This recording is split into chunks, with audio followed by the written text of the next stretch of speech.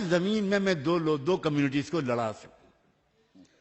صاف بات یہ ہے کہ یہ جو کچھ بھی کہا جا رہا ہے مسلمانوں کے بارے میں، خوشی کی بات ہے کہ آج آپ کو اتنی اچھی ایجوکیشن انفارمیشن مل رہی ہے.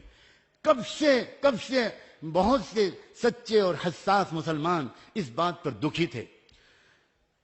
گجرات میں بھیانک قسم کا رائٹ ہوا. رائٹ کیا ہوا؟ بلکہ ایک طرح سے بالکل ایک جنوسائیڈ ہوا. میں لکھنؤ سے گجرات پہنچا.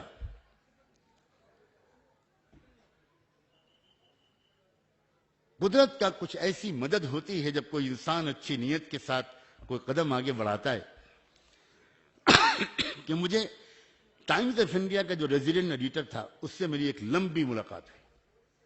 پھر چیف ایڈیٹر سے ملاقات ہوئی. بہت اس نے زہر اگلا تھا ان دنوں میں، لیکن میری ملاقات بہت ٹھنڈے دل و دماغ سے ہوئی. میں نے اس سے ایک بات کہی کہ مجھے آپ کسی طرح اس آدیواسی لیڈر سے ملوا سکتے ہیں جس آدیواسی لیڈر کے اکسانے پر آدیواسیوں نے مسلمانوں کا قتل عام کیا. آپ کو حیرت ہوگی، براہمن کبھی خود باہر نہیں نکلتا. وہ تو دراصل جن لوگوں کو بھڑکاتا ہے وہ تو آپ بیٹھے ہوئے ہیں. آپ کے پیچھے جو قوم ہے، آپ تو پڑھے لکھے لوگ ہیں، آپ تو سب ڈیلیگیٹس ہیں، آپ تو امپلائیز ہیں، آپ ایجوکیٹڈ لوگ ہیں. لیکن جو بیچارے عام لوگ ہیں ان کو شراب پلا کر، ان کو پروپیگنڈا کر کے، اور جیسے مشرام جی نے کہا تھا کہ کتا پاگل ہو گیا ہے، کتا پاگل ہو گیا ہے، کتا پاگل ہو گیا ہے. اب 10 بار کہو گے تو شک پیدا ہو جائے گا کہ واقعی پاگل ہو گیا. تو اس طرح ان کو بیوقوف بنایا جاتا ہے. تو وہاں کے بارے میں جب میں نے اندر کی خبریں لی تو مجھے پتا چلا کہ ایک آدیواسی لیڈر ہے جس نے اپنی آدیواسی قوم کو اکسا کر اس پر اتارا ہے، اور انہوں نے ہر جگہ، بڑودہ میں، احمد آباد میں، ہر جگہ مسلمانوں کو مارا ہے.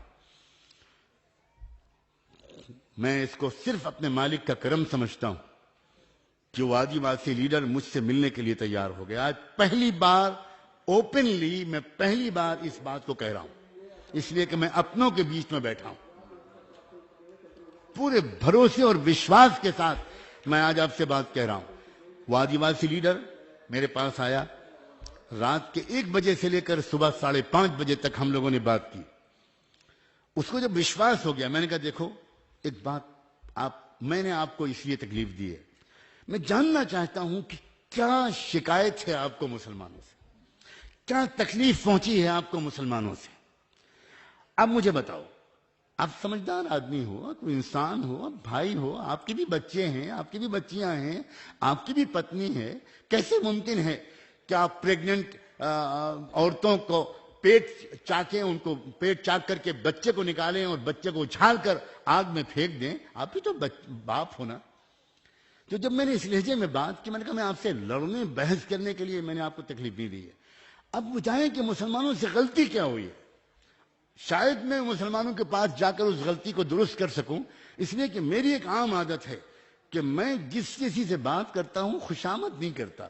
میں بتاتا ہوں بھائی آپ سے یہ غلطی ہو رہی ہے، ہم سے یہ غلطی ہو رہی ہے، اسے ٹھیک کرو. تو بس اس نے اس کے دل کو میرے اللہ نے نرم کر دیا، اور اس نے کہا نعمانی صاحب، مولانا صاحب آپ پہلے آدمی ہیں، آپ پہلے مسلمان ہیں کہ اس طرح آپ ہم سے بات کر رہے ہیں. مجھے بہت ڈاؤٹ تھا کہ میں آپ کے پاس آؤں کہ نہیں آؤں. میں نے 30-40 لوگوں سے معلومات کی، ان سب نے کہا کہ نہیں بھائی آپ ان کے پاس چلے جاؤ. اس نے کہا کہ دیکھیے ہمارے غصے کی 2 کارن ہیں. یہ بتانا چاہتا ہوں میں، کیا غلطیاں مسلمانوں سے بھی ہوتی ہیں. میں بہت ڈنکے کی چوٹ پر کہتا ہوں کہ کیا غلطیاں ہم مسلمانوں سے ہو رہی ہیں، کیونکہ یہاں بہت سے مسلمان بھی بیٹھے ہوئے ہیں. میں کم سے کم اس بات سے سہمت نہیں ہوں کہ ہم ساری ذمہ داری صرف برہمنوں پر ڈال دیں. قرآن ہم کو یہ نہیں سکھاتا. قرآن ہم کو یہ سکھاتا ہے کہ لا یجرمنکم شنآن قوم علی الا تعدلوا اعدلوا هو اقرب للتقوى. اگر لوگ تمہارے اوپر ظلم کریں تو اس کے بدلے میں تم کو ظلم نہیں کرنا، تم کو نیائے ہی کرنا ہے، تم کو سچ ہی بولنا ہے. اس نے کہا کہ مولانا صاحب آپ نے دیکھا ہے، آپ سورت سے لے کر احمد آباد تک آپ نے روڈ کا سفر کیا ہے؟ میں نے کہا 50 بار کیا ہے. آپ نے دیکھا ہے کہ سڑک کے دونوں طرف شاندار مدرسے بنے، بہترین بلڈنگز ہیں، شاندار مسجدیں ہیں، گاڑیاں آ رہی ہیں جا رہی ہیں، جلسے ہو رہے ہیں، کھانے پک رہے ہیں، بچے ہوئے کھانے کو باہر پھینک دیا جاتا ہے. ہم لوگ اسی 40 کلومیٹر یا 60 کلومیٹر کے ایریے میں نالوں کے کنارے رہتے ہیں. آدھی روٹی بھی کبھی ہم کو کسی مسلمان نے نہیں دی. کبھی کسی مسلمان نے ہم کو بچا ہوا کھانا بھی نہیں دیا. اب ہمارے اندر ایک اکروچ، ایک غصہ، ایک ریئیکشن ڈیولپ کرتا رہا.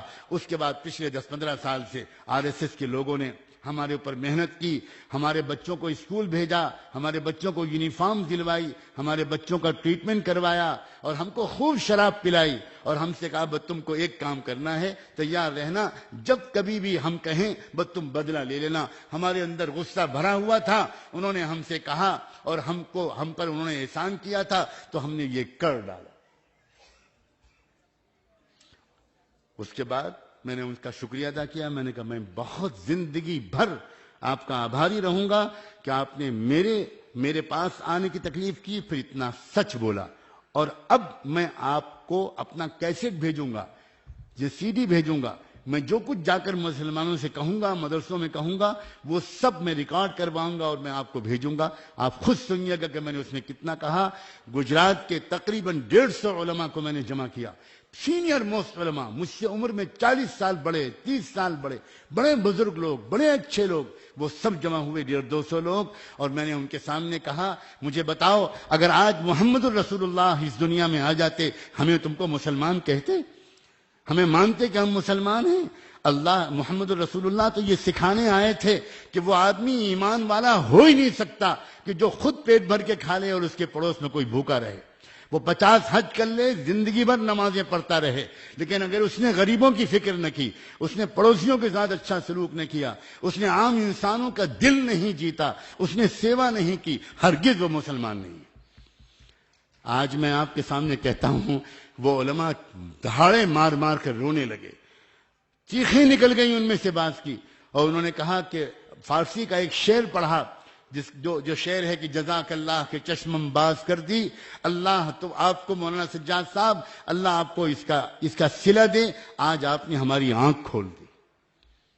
اب بتاؤں آپ کو اس کے بعد ان مدرسے والوں نے کیا کیا، کس طرح اپنے کو چینج کیا.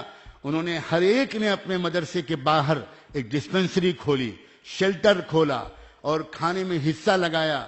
سب لوگ جا کر ساتھ میں ملنے لگے، جلنے لگے.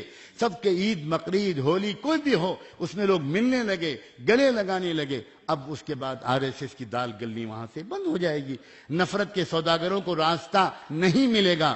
اس لیے ہمارا آپ کا ایک کام یہ بھی ہے کہ یہاں سے جانے کے بعد اپنے گاؤں میں، اپنی کالونی میں، اپنے شہر میں ان بادھاؤں کو توڑیں اور توڑ کر سب ایک دوسرے سے براہ راست ملیں. اگر ہم صرف یہیں بیٹھ کر باتیں کرتے رہیں گے اور باتیں سنتے رہیں گے تو شاید اس سے کام نہیں چلنے والا ہے. اس سے کام نہیں چلنے والا ہے. ہماری روزمرہ کی زندگی میں، ہمارے ویکینڈز میں، ہماری چھٹیوں میں ہمیں آپس میں ملنا جلنا چاہیے. ہمیں آپس میں ایک دوسرے کی خوشیوں اور غم میں شریک